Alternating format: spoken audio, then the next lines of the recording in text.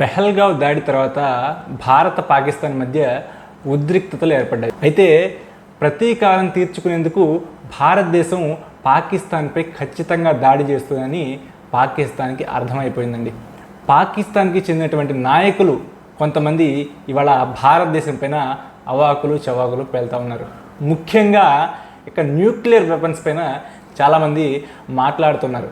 తమ వద్ద అణుబాంబులు ఉన్నాయని భారతదేశం పైన అణుబాంబులు వేస్తామని చెప్పేసి కొంతమంది బెదిరిస్తున్నారు, భయపెట్టే ప్రయత్నం కూడా చేస్తూ ఉన్నారు. 1999 కార్గిల్ వార్ టైంలో కూడా పాకిస్తాన్ భారతదేశం పైన బెదిరించే ప్రయత్నం చేసింది. అసలు ఈ పాకిస్తాన్కి న్యూక్లియర్ వెపన్స్ అనేవి అమెరికా సహాయంతో వచ్చాయండి. వాళ్ళంతటా వాళ్ళ సొంతంగా ఈ న్యూక్లియర్ వెపన్స్ని తయారు చేసుకునే శక్తి పాకిస్తాన్కి లేదు.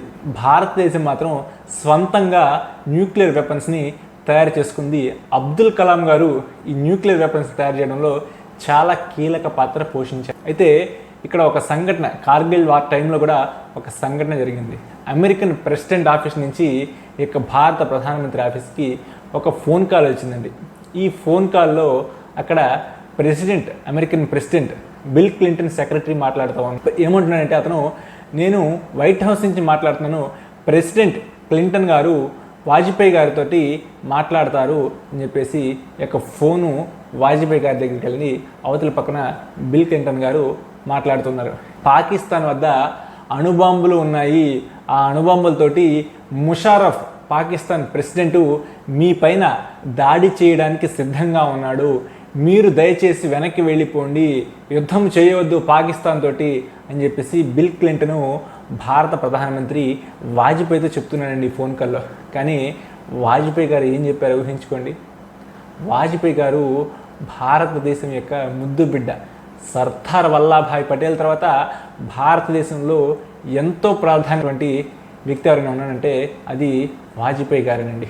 వాజ్పేయి గారు ఒకే ఒక్క మాట చెప్పారు బిల్ క్లింటన్ తోటి, వాళ్ళు భారతదేశం పైన అణుబాంబులు వేసి కొంత ప్రదేశాన్ని, కొంతమంది ప్రజల్ని, కొంత భాగాన్ని వాళ్ళు నాశనం చేస్తారేమో, కానీ ఆ తర్వాత పాకిస్తాన్కి సూర్యోదయం అనేదే లేకుండా చేస్తాను అని చెప్పేసి మన ప్రధానమంత్రి వాజ్పేయి, అటల్ బిహారీ వాజ్పేయి గారు ఆ రోజు బిల్ క్లింటన్తో మాట్లాడారండి. అటువంటి దేశం భారతదేశం. పాకిస్తాన్ వాడు భారతదేశం పైన అణుబాంబులు వేసే శక్తి లేదండి. ఈ ప్రపంచ పటంలో ఒకవేళ పాకిస్తాన్ అణుబాంబు వేస్తే ఈ ప్రపంచ పటంలో పాకిస్తాన్ అనే దేశం కూడా ఉండకుండా, నామరూపాలు లేకుండా పోతుంది. గతంలో ఇక్కడ ప్రజలు నివసించే వాళ్ళ అనుకునేలా ఇవాళ పాకిస్తాన్ అవుతుంది ఒకవేళ వాళ్ళు అణుబాంబుల్ని కనుక స్టార్ట్ చేయడం మొదలు పెడితే. ఇంకో పక్కన పాకిస్తాన్ సైనికులు పారిపోతూ ఉన్నారు. వాళ్ళలో యుద్ధ భయం మొదలైంది. ఎందుకంటే పాకిస్తాన్ ఇటీవల LOC లైన్ ఆఫ్ కంట్రోల్ వెంబడి కనుక అటువైపున పాకిస్తాన్ యొక్క పోస్టులు, ఇంకో పక్కన భారతదేశం యొక్క మిలిటరీ ఆర్మీ పోస్టులు ఉంటాయి. ఈ యొక్క ఇటీవల ప్రజ్వల్ సెక్టర్ అనేటువంటి ఒక ప్రాంతంలో, జమ్మూలో ఉన్నటువంటి ఈ ప్రాంతంలో పాకిస్తాన్ ఆర్మీ సైనికులు తమ జెండాలు పీకేసి అక్కడి నుంచి పారిపోయారండి. సుమారు కొన్ని వందల పోస్టుల్లో ఎవ్వరు సైనికులు లేరంటే ఆశ్చర్యం కలగకమానదు. అట్లాగే పాకిస్తాన్ సైన్యంలో కొన్ని వేల మంది రాజీనామాలు చేశారండి. ఎందుకంటే భారత్తో యుద్ధం అంటే ఖచ్చితంగా తమకు చావే శరణ్యం అని చెప్పేసి పాకిస్తానీ మిలిటరీ సైనికులు వాళ్ళ భయపడిపోతున్నారు. వందల సంఖ్యలో మేజర్లు అక్కడ రాజీనామా చేస్తూ ఉన్నారు. ఎవరైతే పాకిస్తాన్ ఆర్మీ చీఫ్ ఉన్నాడో అతనికే ధైర్యం లేదండి వాళ్ళ. ఎందుకంటే అతను తన ఫ్యామిలీని వేరే దేశాలకి పంపిస్తూ ఉన్నాడు. మరోపక్క పాకిస్తాన్ ప్రైమ్ మినిస్టర్ షహబాజ్ షరీఫ్ ఎట్లాగా ఈ యుద్ధాన్ని ఆపాలి, ఎట్లాగా భారతదేశం తమ పైకి రాకుండా చూడాలి అని చెప్పేసి ఇక్కడ అందరికీ, ప్రపంచంలో ఉన్న అందరికీ ఫోన్లు చేస్తూ ఉన్నాడండి. అమెరికాకి కానీ, లండన్కి కానీ, అట్లాగే ఫ్రాన్స్, ఇట్లా ఇతర కంట్రీస్ అందరికీ కూడా వాళ్ళకి ఫోన్లు చేసి మమ్మల్ని కాపాడండి అంటున్నాడు. ఐక్యరాజ్య సమితిలో కూడా భారతదేశం మా వైపు రాకుండా చూడండి, భారతదేశాన్ని మీరే ఆపాలి, ఈ టెన్షన్ని తగ్గించాలి, ఈ ఉద్రిక్తతను కాపాడాలి, శాంతి అంటూ వీళ్ళు వేషాలు వేస్తున్నారండి. ఎందుకంటే ఇవాళ భారతదేశం పాకిస్తాన్ పైకి వస్తే ఇవాళ తీరని నష్టం పాకిస్తాన్కి జరగబోతూ ఉంది. వాళ్ళ పాకిస్తాన్ అనే దేశం కూడా వాళ్ళ ఉంటుందా లేదా అనేటువంటి పరిస్థితులు ఇవాళ కనిపిస్తూ ఉన్నాయి పాకిస్తాన్కి. ఒకవైపున బెలూచిస్తాన్ అనేటువంటి ప్రాంతంలో వేర్పాటువాదులు పేటరేగిపోతున్నారండి. పాకిస్తాన్ ఆర్మీ సైనికులను బాంబులు పెట్టి చంపేస్తున్నారు. వాళ్ళ దెబ్బకు పాకిస్తాన్ ఆర్మీ తట్టుకోలేకపోతుంది. మరోపక్క దేశంలో ఉన్నటువంటి అనేక రకాల సమస్యలు, ధరల పెరుగుదల, వీటన్నిటిని కంట్రోల్ చేసుకోవడానికి పాకిస్తాన్ పన్నిన పన్నాగమే ఈ యొక్క ఉగ్రదాడి. ఇటీవల ఎన్ఐఏ కూడా తేల్చిందంటే పాకిస్తాన్ యొక్క కనుసన్నల్లోనే ఈ ఉగ్రదాడి జరిగింది.